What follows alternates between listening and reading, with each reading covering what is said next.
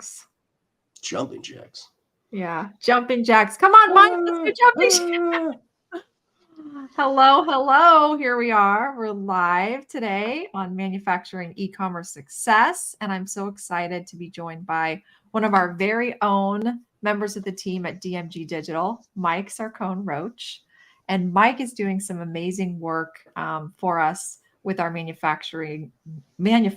Oh boy, barely started. I can't even finish my sentence. He's been doing some really great work with our accounts, really bridging the gap and helping them move forward in e-commerce with several of our clients who've just invested in some pretty cool and exciting e-commerce platforms. So Mike, welcome to the show today. I'm so excited for you to come on and share your amazing experience and expertise. So it's going to be fun. Thank you. Thanks for having me. I'm excited to be here. This is one of those things that I just am able to talk about ad nauseum for many reasons, but excited to be here. So true. I feel like anytime Mike and I get on a call and we're talking e-commerce, we look at the clock and it's like an hour and a half has passed and we're like, where did the time go? Because there's so much when it comes to e-commerce for manufacturers. There's so many intricacies, there's so many opportunities, there's so many challenges, and there's never an end to all of the things that can be talked about. And it's really quite exciting for manufacturers out there who are thinking about e-commerce or maybe have started to take the plunge. There's just so much opportunity there. So I would love to first start, Mike, and just have you share a little bit about your background. What was it that kind of led you into manufacturing, and what is it that you love so much about supporting manufacturing on the marketing side? Walk us down a little memory lane. Sure. Yeah, I think my first foray into marketing for manufacturers was at a marketing agency many moons ago. And we had a great client, Hexagon Manufacturing, which is a large multinational corporation.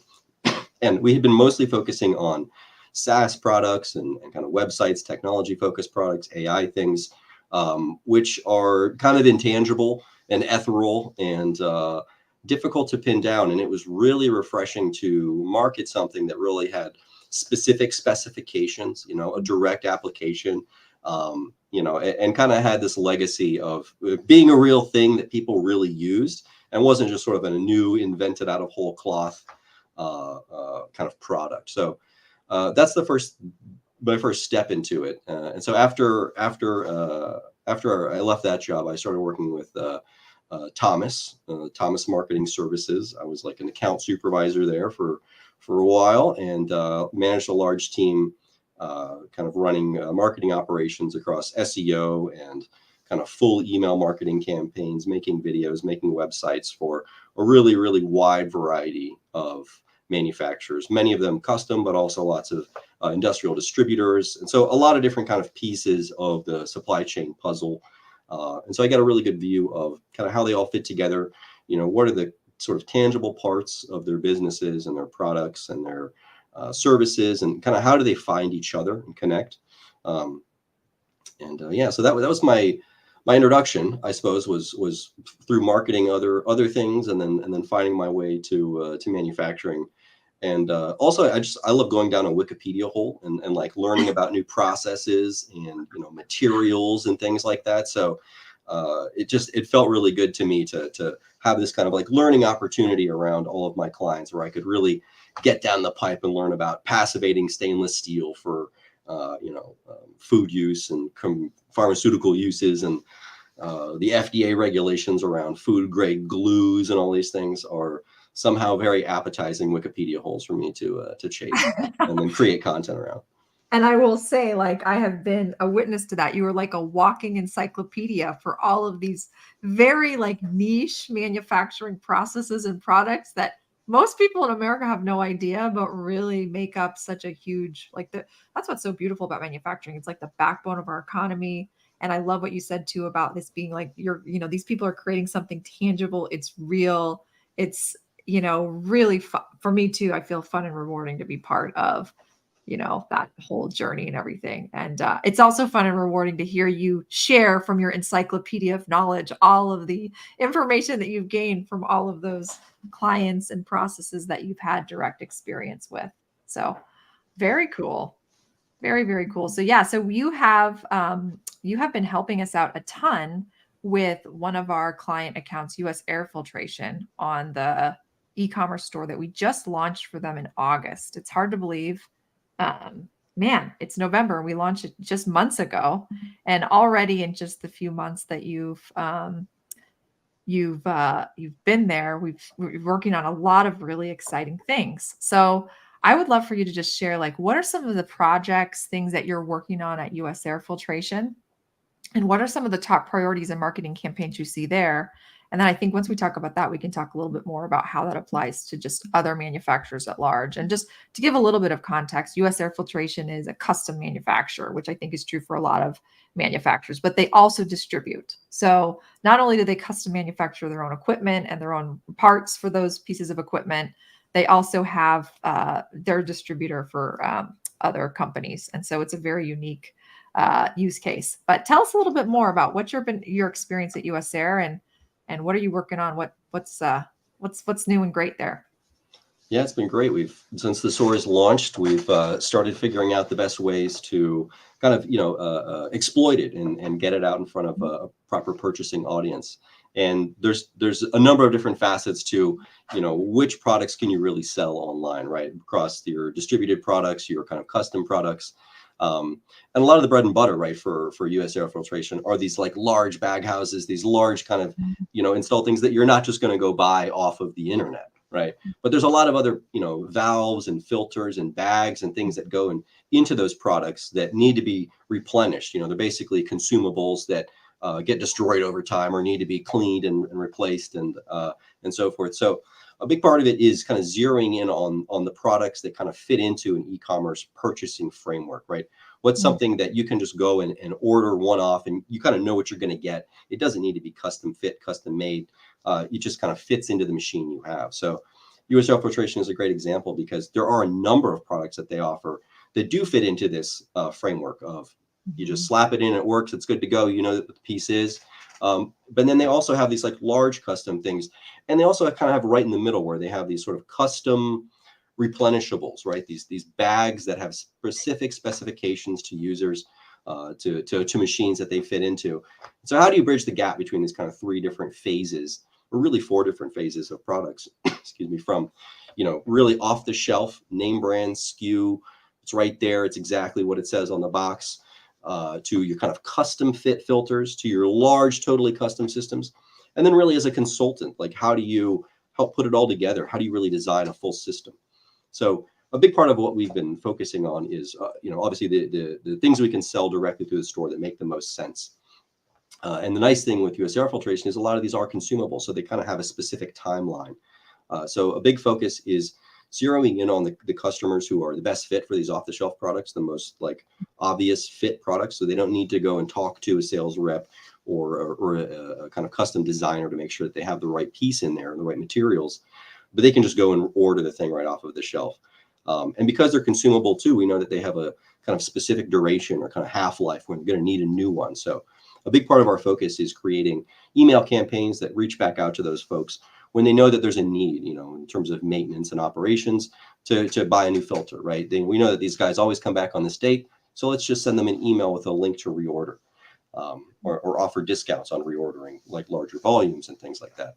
So a big focus is really just, kind of cultivating that side of the store to bring in attention and start getting sales directly for those most direct, like off the shelf products, which so far has been going really well. But we've hardly really scratched the surface of kind of turning it into a larger marketing machine and kind of connecting all the dots. But we're already seeing some good success with all the products being available on the store. And they have a very good presence already. They have a very strong kind of organic presence on Google. So people are able to find them and kind of connect with these products before we really started broadcasting that there's this store and opportunity available. But really the next step is getting those custom orders, because a large volume of their business are these custom parts that kind of fit into these larger machines. So how do we kind of bridge the gap between those off-the-shelf products to the kind of customized versions of those off-the-shelf products, right? That are specific to a very specific machine, very specific use case. And they have this history, right? They've sold many of these over the time. But how do we know that we've got the right one, the reordering the right thing? How do we get that link and the information to the customer to know that they're reordering the proper product when they're not on the phone with the sales rep. And how do we connect the dots with the sales reps? How do we empower them to use the store to really have it as a vehicle to kind of set up their maintenance and operations and their kind of cyclical need to replenish these things? It's a big benefit to the customer that they're able to kind of sign up and just automatically get updated versions of these products. But enabling all that on the back end becomes complicated, because you have many different custom parts, many different SKUs, many more than your average store. But it's also pretty specific and simple once you do have the right dots connected.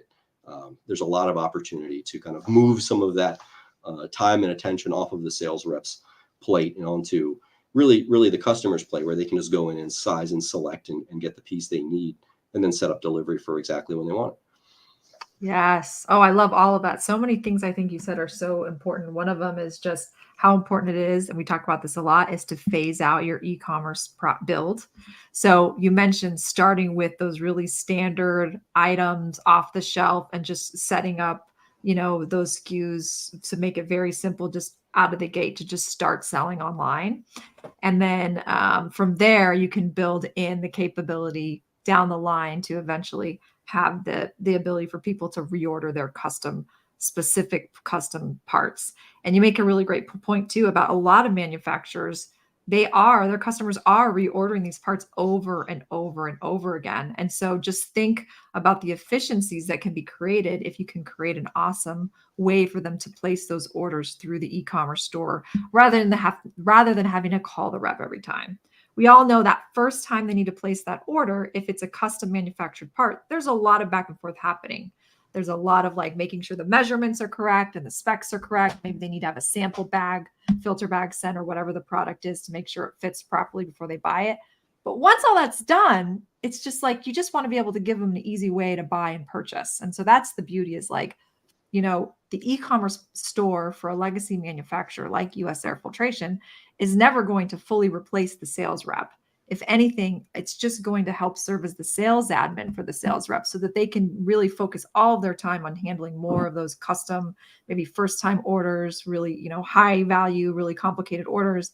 And then as much as possible, let those sales reps masquerade as the customer, to get the customers to be placing those repeat orders online, and building the store so that you have those custom SKUs in place so that they can do so. So I think that's really cool. And on the email marketing side, that is the low hanging fruit. If you're a legacy manufacturer, chances are you've got a really good list. You've got a really good list of customers that have been purchasing from you for decades.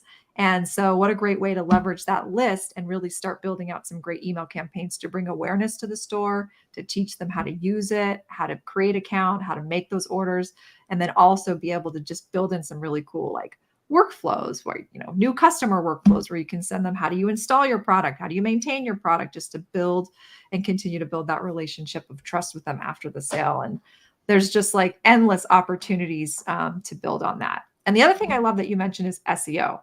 And just digital marketing in general. I think I love what you said there, that it really helps and is a really critical part of a successful e-commerce transformation for a manufacturer, that you've done the work up front to really make sure you've optimized your web presence for your company and your store by investing in SEO and really taking the time to really create the content and create a really great educational place for people to come and learn, so that when you're ready to take the e-commerce launch, you've kind of got this great baseline in place already. And the e-commerce store is just going to kind of amplify that to the moon, right? Because every Google, if the more pages your website has, the more Google loves you, right? So let's talk about that a little bit more, because I feel like I'm doing all the talking, Mike, and that's not the way this is supposed to go. So let's talk about what do you see are the greatest opportunities right now for manufacturers when it comes to e-commerce, for these smaller 5 to 20 million manufacturers, 5 to 20 million in revenue manufacturers, who may be thinking about e-commerce, but they're not really sure if it's right for them. What do you see as the opportunities? Which manufacturers are a really great fit for e-commerce?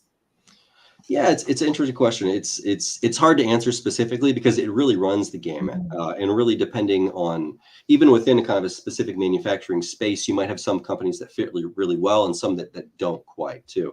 Yeah. The best thing is a product where you can put a price on it, put it out publicly, and people can come in and purchase it. But Mhm. in the manufacturing space, that's fairly rare. Certainly Mhm. in some distributed things, that's totally doable. But often, the products have so much customization and really require a lot of like feedback and specific documentation, specific measurements where they don't really fit into, they don't really fit on a shelf that you can go and select things off of. So Mhm. really, the first step is figuring out like what products fit. What do we need? What kind of specifications about these products do we need to make public for people to figure out whether or not they're a good fit? And based off those specifications, can they figure out if they're a good fit?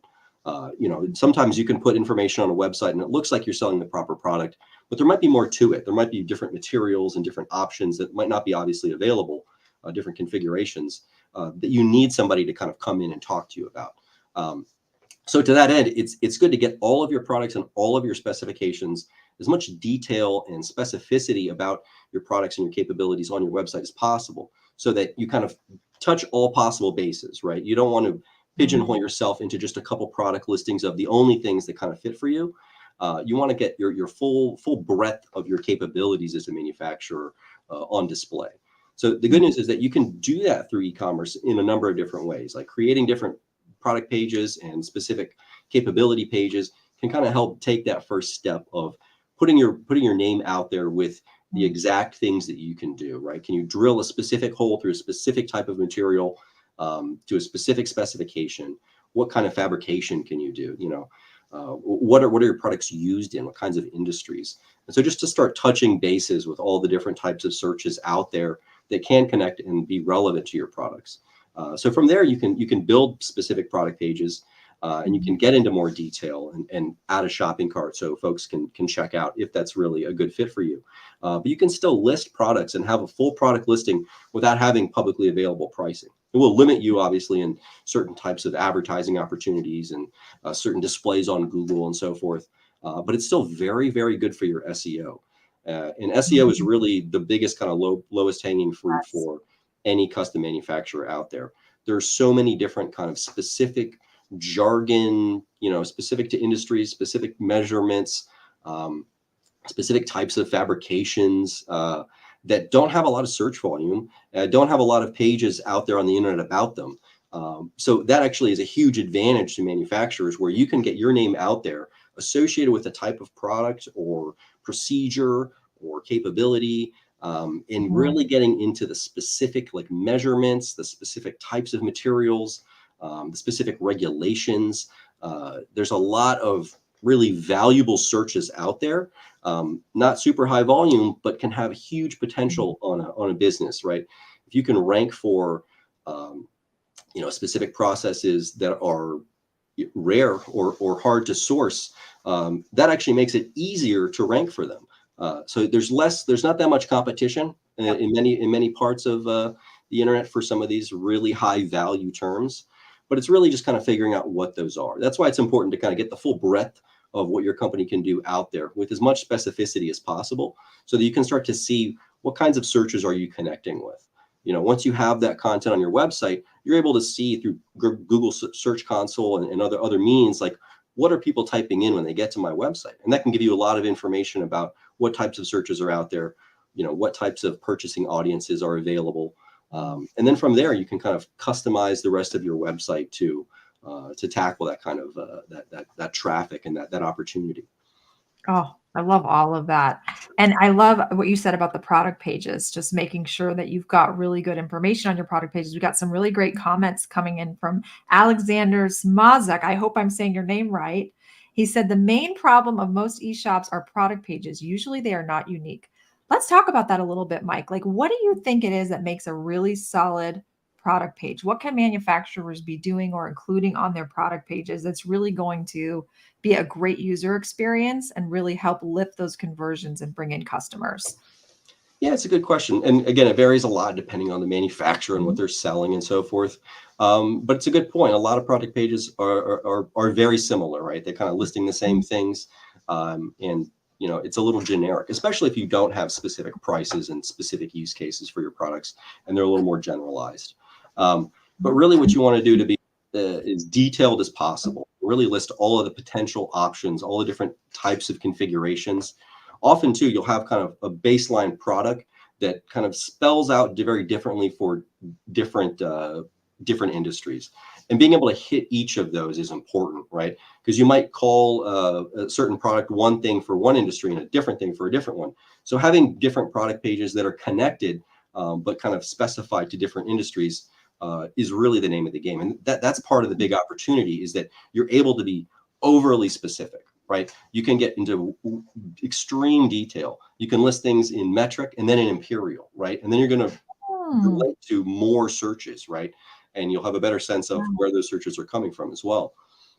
So really volume is important, and really trying to cover the breadth of your capabilities again, because you can kind of pigeonhole yourself if you're too thin on a page. I've had some clients where they will come in with a website with not much on it because they kind of just thought less is more. But that's definitely not the case. More is definitely more is more. Yeah. Dots, right? If somebody lands on one page and they see it and they say, oh, well, this doesn't look like the fit for my industry, we call it this over here. It's important to have both of those so that you're not kind of pigeonholing yourself in a specific industry or a specific type of product when you really have a more expansive capability. I love that. It's kind of like at US Air Filtration, for example, they sell filter bags, but so many people call them filter socks, right? So you got to make sure that from a search perspective, you're putting yourself in the position of the searcher, the user. What is it they're going to be searching for, and making sure that you're mindful of that. Another thing I think for product pages is just like wherever possible, add video. Show how you install the product, do an unboxing video. If there's any maintenance videos that you can add to that page, so that really can allow the user to put themselves in that they're putting themselves in the position of having already had the product and being able to see how it's going to work, how it's going to be installed, how easy it is, how it can be maintained. And that can really build a lot of trust. And I think building on what you said too about specs, really making sure that all of the specs are on that product page. Like, don't like everything and anything, throw it all, the kitchen sink, everything, because those specs are so important for manufacturers. You need and want to be able to display all of them, and having really, really good quality images really matters. And it's not that hard to get good quality images these days. Let's be honest. iPhones are really great. Something we've seen with a lot of our clients that works well is just schedule a shoot day, and have someone come in and do it for you, because manufacturers are busy, don't have a lot of time, but just really make sure that you've got some really good product photos on the page too. And then of course, like testimonials, like bringing in on those product pages, testimonials from other people who have used the product, that really can help build that social proof, that trust. And then having a really good guarantee. Like, what is your guarantee as a company? How are you standing behind your product? Are you going to do next day shipping? Is there, what's your return policy? What's your warranty? And just being very clear and spelling that out on the product pages. And man, we've got Alexander. He's got a lot of great comments. Let's talk about this. He says, he also has another comment, Mike. It is really not a time to think, do they need to do it? Because in today's global world, if you are not producing product and don't have your own e-shop, you are losing a lot of money. Amen. I totally agree. I think I would say, I'm going to put it out there, I think any manufacturer can start selling something online. Mike, what do you think? Be my devil's advocate. Do you think that's true, or am I wrong? Yeah, definitely not true. There's some manufacturers that just simply, don't have an end product, right? They simply process something in the middle. So you couldn't put like a checkout on, hey, come and powder coat this. It's always going to be exactly the same. But to that degree, you can create product pages and kind of capability pages that appear that way, and people can kind of add them to a cart and check out, but really they're kind of requesting a quote based on all those services. But you made a great point too. Like, really what you need once you get somebody to your webpage are great images, a really great display of the product, different configurations of the product. And it's easier than ever to get images, but in the manufacturing space, sometimes it's not. Some of these things you simply aren't allowed to take pictures of too. You're talking about pharmaceutical or military applications. Oftentimes it's just not physically possible or legal.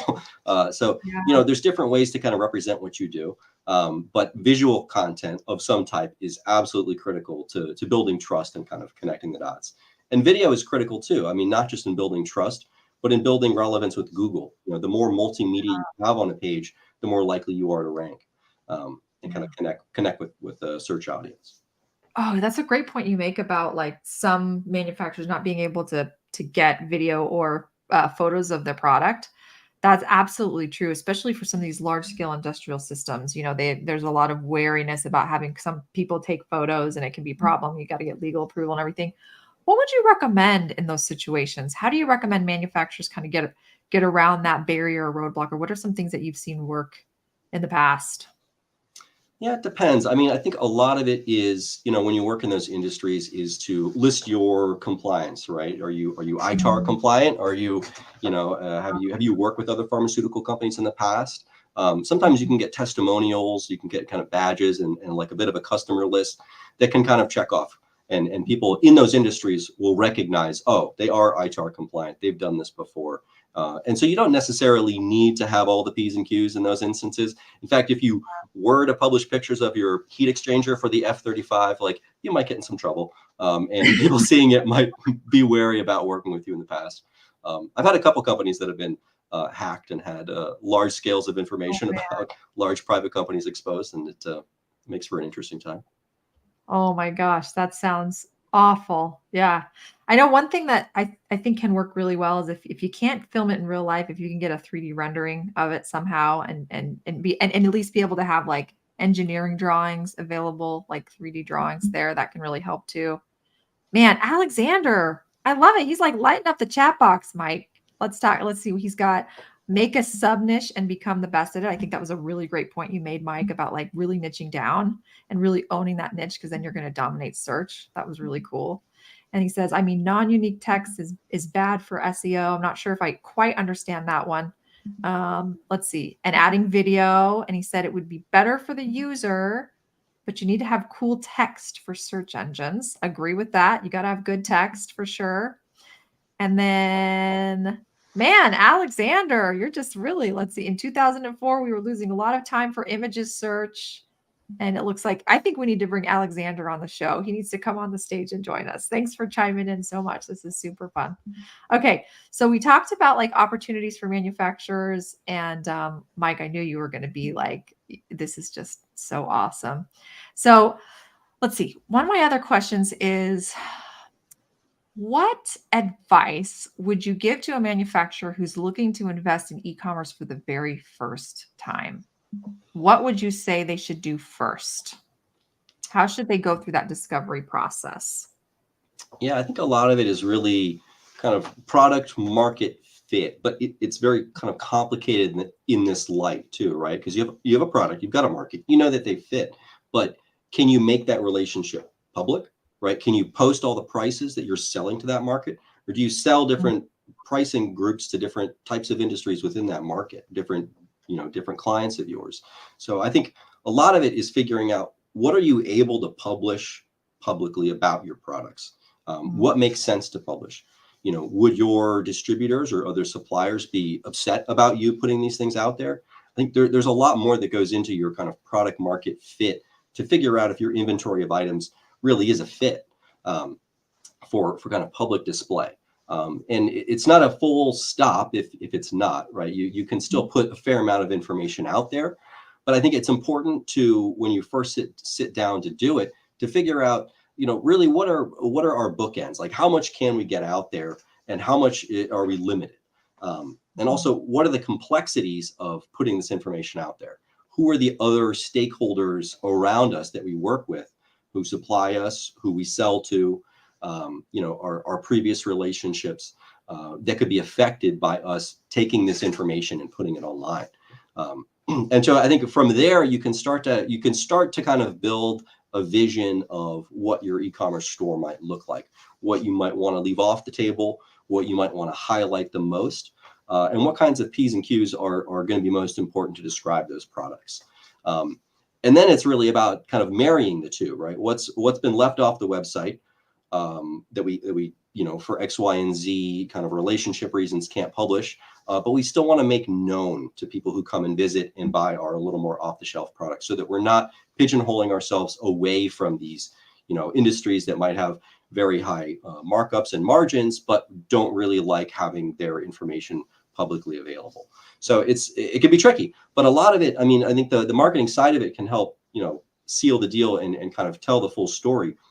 But you need to really analyze like what information kind of falls into what bucket, so you can kind of put your best foot forward in terms of, hey, these are the products we want to get online and publicly available, people can check out right away, and this is the information that's critical that they know, that isn't going to be there. It's not going to be on those product pages. We're not going to be able to tell the full story of of our capabilities, but we want to make sure that people coming in are aware, right? So maybe there's a case study or there's some other piece of educational material that comes alongside anybody checking out, so they get a better sense of, oh, they came in and this is their kind of odds and ends, their accessories and cables and so forth catalog, but now I realize that they make really high-end pulse magnets for the Large Hadron Collider or what have you, and that they really have this much wider breadth of capability, and they have specialists who are there to kind of solve our problems. I think a big part of it too really comes down to what are the problems you're solving, because that's what every manufacturer is really doing. Oftentimes people aren't really coming to them to buy a product, they're coming to buy a solution, which sounds kind of vague, and it is, but a lot of the times they don't really know what the solution is, right? They don't know what the product is. And that's why a lot of the specifications are so important, because that's how they're describing their problem, right? I have a hole of this size and I need it to, have a gasket that fits into that size. And they don't know, all the types of gaskets out there, all the different types of materials and the temperature and chemical ratings of nitrile and neoprene and so forth, but they're just looking at sizing, right? So getting that information out there so that you can kind of connect with their problems, whether you have a perfect off-the-shelf fit for it, or if it's more of a longer conversation about, the different, options and other problems outside of the problem that you're directly looking at. So that's a broad answer, but really you need to kind of start organizing yourself between products that can fit on a shelf and your capabilities and specialization, and make sure that you're not kind of underplaying either one as you start to put that inventory of items on your website. Yeah, and I love how you said to be very thoughtful about your partner relationships, right? So when you're thinking about, okay, what do we want to put online? Really understanding, how is this going to impact our distributor network? How is this going to impact our suppliers? How is this going to impact the companies that we distribute for? And really being very, very thoughtful about those existing relationships and how you want to kind of work around those constraints, right? Every business, every manufacturer has business constraints. And I think that's one of the key parts of that discovery phase, is really identifying, what are our constraints? What are our shipping constraints? What are all of those different things? So let's talk a little bit about shipping. Shipping is a whole beast with manufacturing. I mean, when you think about like traditional e-commerce, it's like, I'm going to buy a t-shirt, ship it UPS, here you go, right? But it's a whole different ball game when you're trying to ship something from a manufacturer. You've got like LTL involved, which is, it's less than truckload freight, right? So that's a very common way manufacturers will ship, or by the truckload, or sometimes if it's small enough, they can, send it to UPS, but there's a variety of shipping methods. And so how would you recommend manufacturers tackle that problem when it comes to figuring out how to decide what products they want to sell online and how to palletize and ship those items when they're selling it through the store? Yeah, that's a great question, and a very difficult one to answer. Yeah. But again, it kind of goes in two different places, right? You might have smaller, kind of off the shelf. It's just a handful of cables. It's a wiring harness. It's just a few small items. You can UPS that overnight at easy. But when you start getting into manufacturing, it's a lot of very heavy stuff, and the how and why it gets to a place is often half the product. Like, can you get this to me in a certain volume at a certain time? Yes or no? Because if you can't, then you're not really selling what they need. So Yeah. it's that kind of problem solving that's critical, and that's the kind of thing that's very difficult to just enumerate and really speak specifically to just through an e-commerce portal. There's certainly more and more people out there trying it, but a lot of it is down to trust too, and that's once you start getting to LTL and palletizing things, it's really important. And the purchaser knows, right? They need to get you on the phone and really have a good sense of, what is your relationship with your freight provider? What is their relationship with their freight provider? Because a lot of the times it flips, right? A lot of manufacturers have their own freight provider, but a lot of their clients have their own freight provider. So you need to be able to kind of reflexively work with both of those. Manufacturers know that if you're in the game, you're in deep in the freight business, which is an exciting and terrifying one. I worked with Uber Freight for a little bit, trying to fit them into many of our clients, and it's an interesting beast. It's difficult to understand the full scope of freight supply logistics. And it gets even more complicated as you have kind of individual entities working with different freight providers, trying to connect the dots. But it's a huge piece of it too. One of the companies I work with had a huge page, and we would update very consistently about their perfect orders. What was their ratio of hitting exactly the right timings, like making sure that every order they sent out that month, and they would publish beautiful charts and graphs to really detail exactly how well they did every month. They would put out something of their perfect order, and then be very honest. If there were dips or ups or downs, they would be very explicit about it. And that kind of trust building is critical. And you can kind of get to that, but it takes a lot of work, or it takes a lot of publishing of your own kind of behind the scenes work. But there's other ways to address it like that, of just speaking to, we're really invested in meeting your needs, meeting your demands, even if we don't have all of those widgets perfectly available and enumerated on the website. We're still here to help you along the way and make sure that those dots connect, because manufacturers know that getting the right piece is important, but making sure it's there at the right time can be even more important. Absolutely true. I love all of that. Yeah. I think what I'm hearing too is try to just start small. Start with the products that you can just sell reasonably.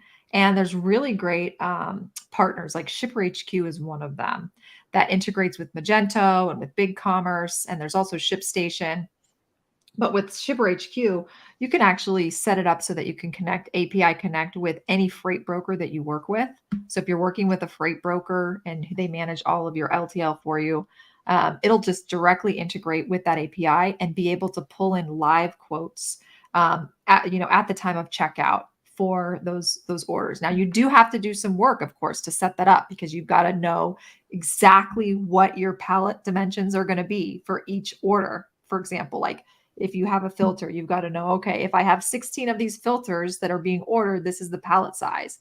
So there is some work that you need to do on the front end to be able to build that out. And you're absolutely right that it's not going to work for every product, and especially if it's a really, obviously if it's a custom manufactured product, that's, there's lead times that you have to think about too.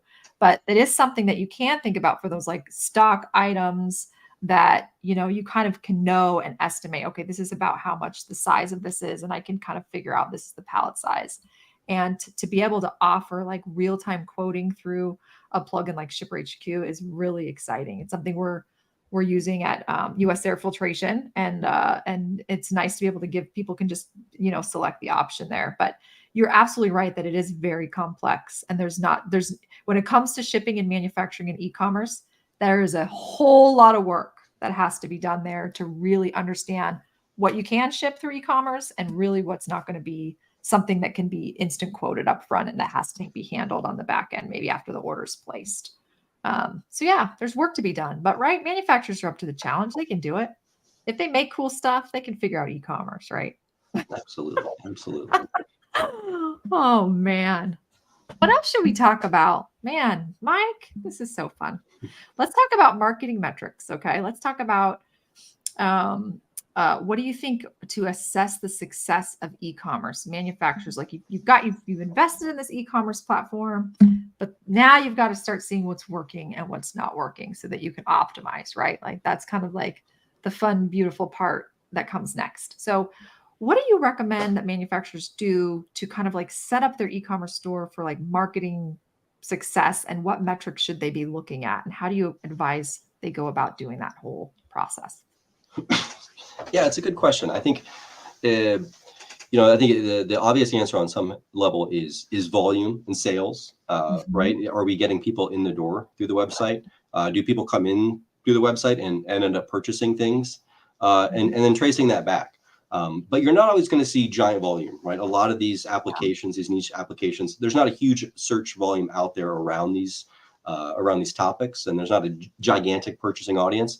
So overall search volume isn't like the only metric, but having a consistent level of traffic, being able to have a baseline of kind of consistent people visiting your website is important. So it is important to have kind of like some kind of traffic goal or benchmark of we need to, we want to have enough people coming in searching for our topics, the things that we sell, the problems we solve, and connect with some of those educational topics. It's worthwhile to have some metrics around that. But it's really sales. I mean, at the end of the day, can people come through and purchase something from your website? And it's kind of hard to enumerate beyond that if there's specific KPIs that kind of cover all of manufacturing. But I'd say focus on certainly set up Google Analytics, make sure folks are coming in. Good point. Yeah, Yeah. very good point. But also Search Console, making sure that the searches and the people who are coming in are searching for things that really are in your wheelhouse. Or if you have a Google Ads running, make sure that the queries and the search terms that are connecting with your ads are really focused on your products and really sound like people who have the kinds of problems that you help solve. So I think it's kind of like accuracy and validity of the kind of sales process, being able to interject yourself through a website and get attention and actually be able to sell things that way. And then from there you can scale up, right? Then once you kind of have those validity check marks, then you can start to go after other topics and write more or just continue to kind of expand your website, get a little more broad match with your keywords, and open up the floodgates. But I think the first thing you really want to do, the first kind of key performance indicator for that I would look at is, can we get somebody in organically or through ads or what have you onto the website who isn't a previous customer, who saw all the trust building marks on and the information, the education that we provide on the website, and then they were able to actually make a purchase. And it's a lot of hoops to jump through. It really is, depending on especially what kind of products you create or customizations and all the different things out there. It can be very hard to validate. But a lot of it also comes down to existing customers. What do they think of your website? If you update your website, it's really good to ask your existing clientele to go take a look, because oftentimes they don't ever look at your website. Once they have that relationship with you, they'll call you, they'll email you and reorder or set up a new SLA or what have you. But really reaching out to them to have them come and take a look at your website and give you a little bit of feedback can be invaluable. It's also a good time to sell things and announce that you're still here and doing things too. So that's not bad. But I think getting word of mouth feedback from the website, from users that you've had in the past, but particularly new users who are kind of fresh in off the website. What did they think of their purchasing experience, and what else would they want to see? Are there other files, are there other pieces of information when they were comparing you to other folks that were most meaningful in the process? So it's hard to say. It's actually quite qualitative, I would say, in terms of your metrics. But at the end of the day, it's sales. Is this really working? Has somebody gone all the way through and converted into an actual customer just based off the website and our marketing presence? Which can be tough to do sometimes too, because some of these manufacturers are already in every little niche that they know exists. But sometimes then, you start putting it on the website and you realize there's other niches you didn't know about that are just like yours. You're solving the same problems. You didn't even know they existed. And all of a sudden your website and your business can really expand, double, triple, because all of a sudden you realize that there's a market for this, not just in automotive, but in, off-road and, heavy trucks and rail and so forth. And it can really open your eyes to other opportunities. But really, it's kind of validating that first sale, validating that the funnel on your website is operational, really. I love that. I love what you said too about qualitative data. Like, it's very important to talk to your customers and actually hear from them what's working and what's not. And I think sometimes as marketers, we get so caught up in like, okay, how many abandoned carts did we have? And, how many people went to check out and how many actually like purchased, and all of that's really important data. And we want to be looking at it, but we do, at the end of the day, it's a human on the other side. It's, that's making that purchase and really hearing from them firsthand about what the experience is like. And starting with your customers is gold, because they've been your customers and they know you and they chose you for a reason. So that's such great advice, is to really talk to them. And I love what Alex says about setting up Google Analytics. Mike, you do a phenomenal job of really bringing in all of those data sources into a really beautiful Looker reports, where you're pulling in the Google Search Console data, you're pulling in Google Analytics, you're pulling in Google Ads data. So you can see all of the keywords, how you're ranking for those keywords, what pages are performing, and what traffic you're getting to each of the pages, which pages are actually leading to conversions, being able to see and visualize that funnel from add to cart to checkout to purchase. And so that you can identify where are the opportunities here. Like if we're getting a lot of abandoned carts, what can we do to optimize our abandoned cart email campaign, for example? And so I just love all the work that you're doing there to stand that up. And then if you are using a marketing automation platform, which most manufacturers have some sort of a CRM, is how can you use that data from the CRM and from HubSpot and create an integration with your e-commerce platform, which is like a phase 2 type of thing, right? You're not going to start there. It's going to, you got to phase out your build, but having that integration capability in place so that you can have, all that rich data in your marketing automation platform, for example, to be able to do some really cool email marketing campaigns. And man, I'm like so juiced up about that. That's going to be super fun to see. So, and then Alexander says, it's important to see the full customer path. Absolutely. Yep. Totally agree with that. So let's see, Mike, man, we just can keep going and going. I think, let's see, what else do we want to talk about? We talked about marketing metrics. We talked about US Air. We talked about, man, I think we've talked about everything. I'm out of topics. I got one more. Yeah, I'll bring it on. Let's do it. Talk about more. So really, the next thing, like once you've kind of sold something and you've kind of sold it to a company, is really the account-based market approach, right? How do we take the singular sale and turn it into a longer-term relationship with the client? Because that's often what e-commerce can really do, is begin to open that door to a new, larger client, right? So you can sell a little one-off product, right? You can sell attachments that might fit into a product, and then they come to your website and they see what's there, but it's really just one person, right? It might be a purchasing persona or a product designer or somebody like that. And then you might be kind of in the wheelhouse of, manufacturers that they know. And then from there, it's like, how do we expand? How do we expand this kind of one-off, really kind of a throwaway sale, kind of a loss leader, maybe even, and grow that into a larger relationship? And a lot of that is just really paying close attention to who's purchasing things out of your website. And when you see a bigger name come through, capitalizing on that, making sure that sales folks are aware of this company coming through, and starting to engage with you, and then figuring out what your best foot forward is there.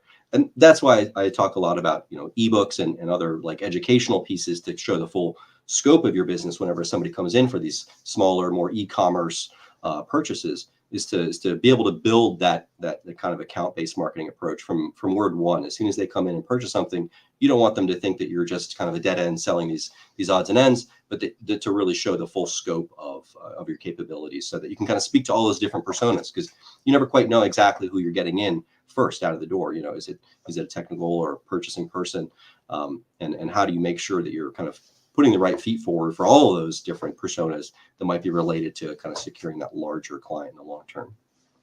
I love that. That's such a great point, because you're right. A lot of times in manufacturing, there are buying committees. You've got your purchasing agent, you've got your maintenance manager, you've got your operation, head of operations, you got your engineer or project manager, and all of them may have a hand in the, and they have different needs. And I think you speak to like the real value for manufacturers of really thinking about e-commerce and your website as like an education platform, like creating a really robust learning center. People might consider it a blog. I like to call it a learning center, where people can come and they can see videos of demos of your product. They can read about all of the questions you have related to your specific, product that you need solved. And really building that really robust learning center really helps. But also, I think You raise a really good point. And we have another lovely client, Styco in New York, that we have another lovely e-commerce store on. And Styco has really done, they've started out with just listing their products without pricing on the website. That's a really great first step for manufacturers, just get product pages for all your products and not publish the pricing first. But then I love your approach to that is like, what are the few products that we can publish on the website pricing for? And then by publishing that pricing, now you're opening up Google Merchant Center. Now you're opening up the opportunity for them to show up and search for shopping ads. So then it can be like a way for people who are looking for those products to now be introduced and invited to see your website and the whole breadth of services that you offer. So I think and I love that approach that you are taking with them. I think it's really smart and savvy. And then the other thing too, we see with our clients is once these customers make this order for the very first time, you're right, it's usually a smaller order, then have a process in place where they're assigned a sales rep who can then follow up with them, follow up and see what other needs they may have, and just really provide that kind of like personal hands-on care, that a lot of these manufacturers frankly have built their business on, right? Like that's what they hang their hat on, is that they're there when you call. It's not going to be a phone tree, for these smaller manufacturers. So that's such a great way to feed your sales reps really leads for bigger opportunities and bigger deals and help them with those other larger problems. Really great points. Yeah. Well, man, Mike, this has been so fun. Do you want to come on the show again? Sure. Anytime. Yes. So I would just love to, do you have any final words of wisdom or thoughts about e-commerce and manufacturing, wise words that you can give to our manufacturers out there? Yeah, that's a good question. I think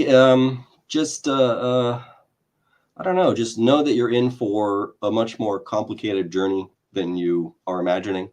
Everyone sets out and says, let me like make it look like Grainger, and it's just like that's millions of dollars and many years away from pretty much any other website. Yes. And so definitely temper your expectations. Start by simply getting your products up there and getting them listed on the website. But think about the roadblocks down the line of like how you're able to put these things out there, and what will be the kind of pitfalls as you sell to organizations, as you sell alongside your distributors. You're selling OEM products, you're selling white labeled things, and the relationships and the kind of complexities around selling different branded pieces.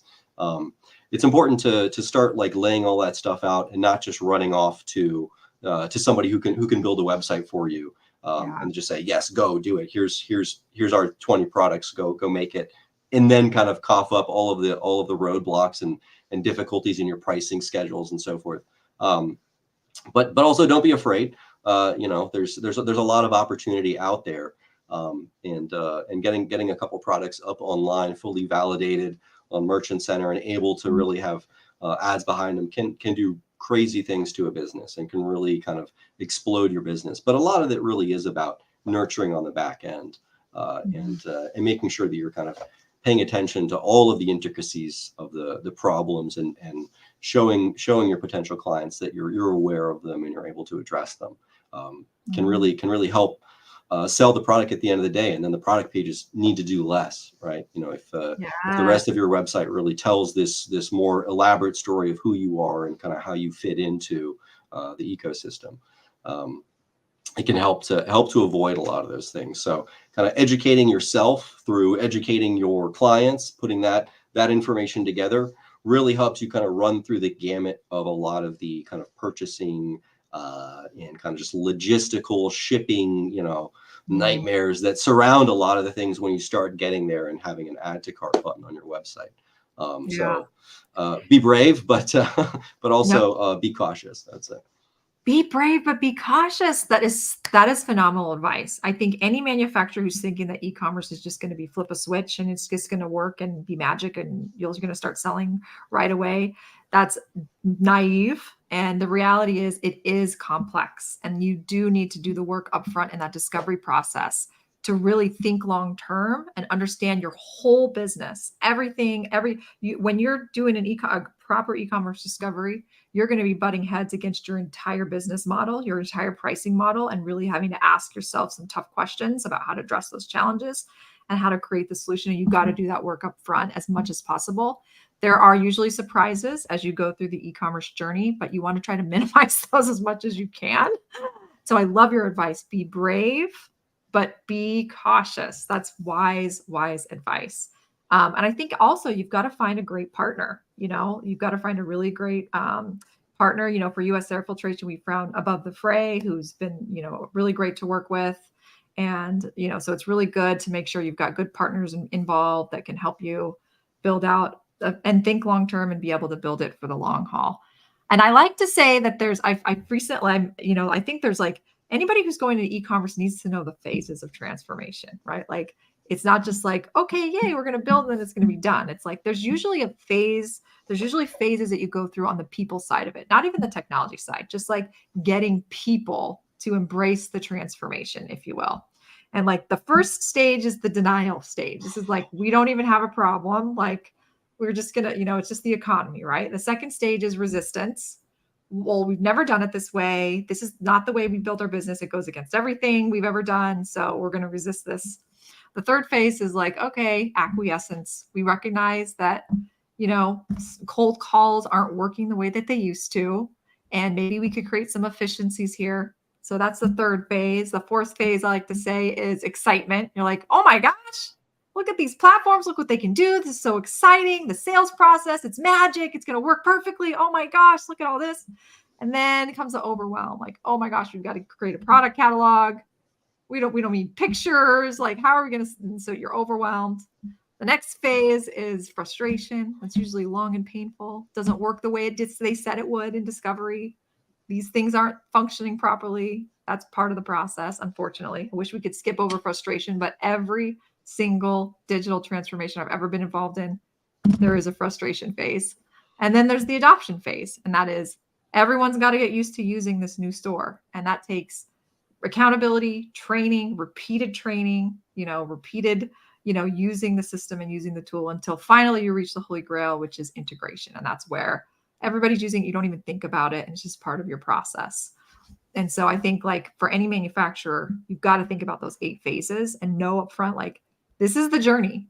It's going to, this is all part of it. And some of it's going to be painful, but it's going to be worth it. And to your point, like, be brave and be cautious, because you're absolutely right. Like when you get to the other side, it's really exciting. It's incredibly exciting to see how it can transform a business.